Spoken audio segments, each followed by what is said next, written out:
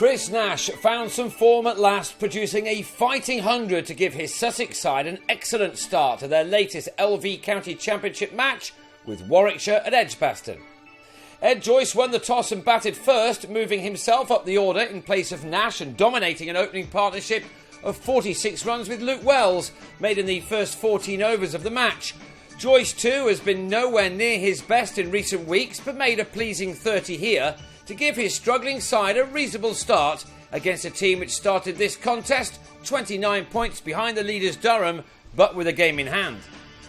Joyce's fellow Irishman Boyd Rankin removed him, a sliced half drive, finding Laurie Evans in the gully. Wells made nothing more than steady progress through the morning, but started to move his innings forward once Varun Chopra turned to his two spinners in the morning session, Jitan Patel and Josh Poisden, the leggy given a championship debut here against his home county. Half of the 32 overs in the morning were delivered by these spinners on this used pitch, and they had plenty more work to do in the afternoon as well. Poisden encouraged when Matt Machen drove him to Chris Wright at mid-off to go for 22. Wells had started the afternoon on 43 and was at his half-century off 110 balls, his innings including 6 fours at this stage. It was just the kind of performance that his side needed from him, Sussex having a few problems with the bat of late in red ball cricket. Nash will tell you about that. Ahead of this innings, he'd batted 14 times in the championship this year and had scored only 269 runs with one half-century. He, along with his teammates, have not been helped by some of the bowler-friendly pitches they've played on this season. The confidence of the top order has been sucked away somewhat, which is why Sussex came into this match having lost 4 of their last 5 games. This was an excellent response to that.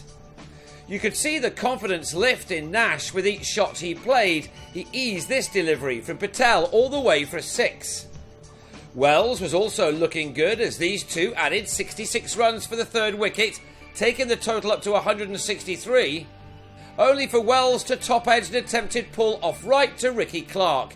The batsman had to be on his way for a hard-working 68.